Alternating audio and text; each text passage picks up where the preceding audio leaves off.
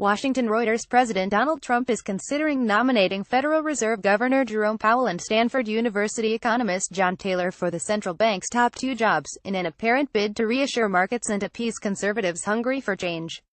Under that scenario, either Powell or Taylor would take the reins from Fed Chair Janet Yellen early next year, with the other filling the vice chair position left vacant when Stanley Fischer retired this month. That is something that is under consideration, but he hasn't ruled out a number of options. He'll have an announcement on that soon, in the coming days, White House spokeswoman Sarah Sanders told reporters on Friday. Making Powell, a soft-spoken centrist who has supported Yellen's gradual approach to raising interest rates, the next Fed chief would provide the continuity in monetary policy that investors crave. The addition of Taylor, who has backed an overhaul of the Fed and embraced a more rigid, rule-oriented monetary policy, would be a feather in the cap of conservative Republicans who feel that Fed policy has been too loose under Yellen. "I think Powell might be the safer pick insofar as we know what we're getting," said Michael Feroli, chief U.S. economist at J.P. Morgan Chase. "He's a guy who obviously knows the Fed culture, how the policy setting committee operates, so for some of those soft skills we know he would be effective."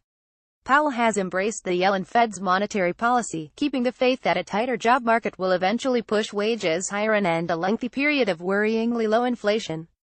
Taylor has spent the last 2 decades refining and advocating wider use of a rule that lays out where rates ought to be, given certain conditions of inflation and the broader economy.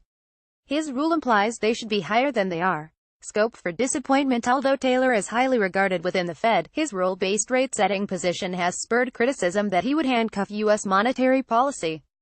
The academic pushed back at a meeting at the Boston Fed on Saturday, saying he favored a flexible implementation of policy rules and did not want to tie the Fed's hands or suggest that he was motivated by a distrust of policymakers. "I think that's completely incorrect," he said. "I trust policymakers' rules are an effort to make policy better." Some analysts suggest that fears that Taylor would bring an inflexible monetary policy with him to Fed, as some Republicans in Congress hope, are likely exaggerated. There is some scope for disappointment if people think putting Taylor in will just lead to mechanical-based policy, Feroli said. Cleveland Fed President Loretta Mester, speaking with reporters on Friday, seemed to agree.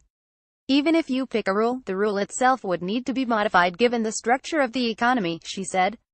"But I do think being systematic, looking at the kinds of information we look at systematically over time, articulating our strategy for policy and being less discretionary is a good idea." At the same time, there are concerns that the combination of Powell and Taylor atop the world's most powerful central bank could send a confusing signal to markets. It is unclear whether Trump, who has criticized Yellen's stewardship but also said on several occasions that he preferred rates to stay low, wants to dramatically alter the Fed's direction. Although he appears to be tilting to Powell and Taylor, the Republican president has also interviewed Yellen, his top economic advisor Gary Cohn and former Fed Governor Kevin Warsh for the Fed chief position.